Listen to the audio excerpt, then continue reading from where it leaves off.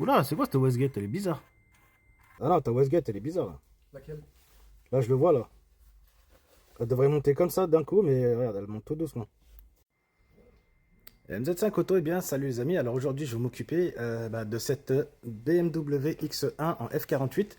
Il y a un gros souci de Westgate, donc j'étais déjà passé il y a quelques jours parce que j'avais détecté que la Westgate allait pas. Malgré tout, ils ont changé la Westgate. Et la deuxième Westgate ne fonctionne pas non plus. Donc j'ai refait des tests et là, on va voir ce qui se passe exactement parce que là, c'est un problème très spécial. Bon les gars, du coup pour vous expliquer très rapidement, alors là on est dans un garage, parce que j'ai demandé au client de l'amener chez le garagiste directement pour changer la Westgate. Donc déjà première chose, là, vous voyez la géométrie variable, parfait, je la bouge très facilement. Même avec même avec un doigt limite, je peux la bouger, vous voyez. Donc elle n'est pas encrassée. Ici au niveau du turbo, le turbo il n'a aucun jeu. Là si je prends l'axe, aucun problème. J'entends rien du tout, tout va bien. Donc le gros souci en vérité, c'est la Westgate, donc celle qui gère le turbo. Et là-dedans, ben, ça c'est la Westgate d'origine. Comme vous avez pu le voir, elle bouge mais par à-coup, et ce qui n'est pas normal. Donc moi avec la valise, hein, je peux le voir en direct parce qu'il y a une tolérance de 1 seconde, il faut qu'elle s'ouvre et elle se ferme complètement, selon la valise. Si ça ne va pas, bah, c'est que la Westgate elle est morte. Et donc là, je vais refaire le test, hein. Vous allez voir en direct comment elle fait, mais ça va pas du tout. Et dans tous les cas, là, le client est prêt à aller en prendre une autre parce que le véhicule a été vendu. Donc je le rappelle, c'est vraiment chiant pour les garagistes quand le véhicule est vendu. Ben, derrière, il y a des retours et malheureusement, il faut régler ça. Bien, regardez comment elle fait. Donc là, je suis en direct. Donc ça, c'est ce qu'elle devrait faire. C'est la consigne.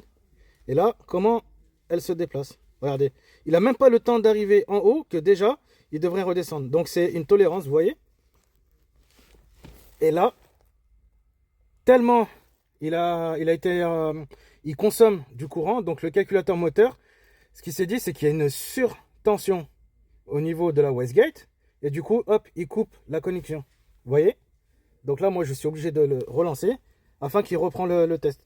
Sauf qu'il m'a dit non, si ça va pas, actionneur de suralimentation défectueux. Donc voilà, maintenant, le client, il en a une deuxième. Je vais démonter l'ancienne et je vais mettre celle-là et on va réessayer en espérant que celle-ci, qui est d'occasion, hein, je le rappelle, elle fonctionne bien. Bon les gars, du coup pour la suite, alors voilà, j'ai récupéré donc la Westgate, hein. Donc ça, c'est celle qui avait d'origine, donc l'ancienne, par rapport à une autre qui fonctionne parfaitement. Voilà, je les ai ouverts et regardez là le moteur, comment il est nickel par rapport à celui-là. Donc celui-là, comme je le disais, il était complètement mort. Donc il marchait par à coup. Et celui-là, il fonctionne bien. Par contre, il n'est pas calibré pour le turbo qu'il y a dans le véhicule. Il est calibré pour un autre véhicule. Ce que j'ai fait, c'est que du coup, j'ai démonté la partie ici. Donc ça, c'est la carte mère. Je vais prendre la carte mère de celui d'origine et je vais le mettre avec le moteur qui fonctionne bien. Bon, en espérant que ça fonctionne, je vais remonter le tout et puis on verra par la suite. Bon les gars, du coup, alors pour bien vous expliquer ce que j'ai fait, alors du coup pour le reste, j'ai démonté là, vous voyez, le moteur de l'ancienne Westgate, hein, comme vous pouvez le voir. Et là le moteur, il est complètement cramé. Alors, du coup, on a essayé quand même hein, de nettoyer, mais rien à faire. Ça fait quoi? Ça fait quasiment 1 heure et demie qu'on est là. Et j'ai tout essayé, c'est mort. Donc, comme je vous l'ai dit, j'ai pris la partie carte mère, donc c'est cette partie-là. Donc ça, je l'ai remplacé, j'ai récupéré celui qui allait avec celle-là. Par contre, je l'ai mis sur l'autre moteur qui était quasiment neuf. Et là, je l'ai remonté. Maintenant, on va faire les tests directement dans le véhicule. Bien, alors voilà, maintenant, hein, c'est le verdict. Hein. On va voir si tout ce que j'ai fait, ça correspond, c'est bon. Ah, alors déjà, on va voir ce qui se passe. Ah bah oui, ça n'a rien à voir, regardez. Tout à l'heure, elle bougeait pas comme ça. Elle bougeait par à coup. Et là, regardez, elle monte direct, elle redescend parfaitement, comme il faut. Voilà. Je vais vous montrer directement sur la Westgate là-bas en direct. Et vous allez voir ce qu'il se passe. Car tout à l'heure, au début de la vidéo, comme je vous l'ai montré, elle bougeait par à coup. Là, regardez maintenant. Et oui, là maintenant, ça marche parfaitement. Voilà, maintenant, regardez. La position, voilà, elle bouge directement.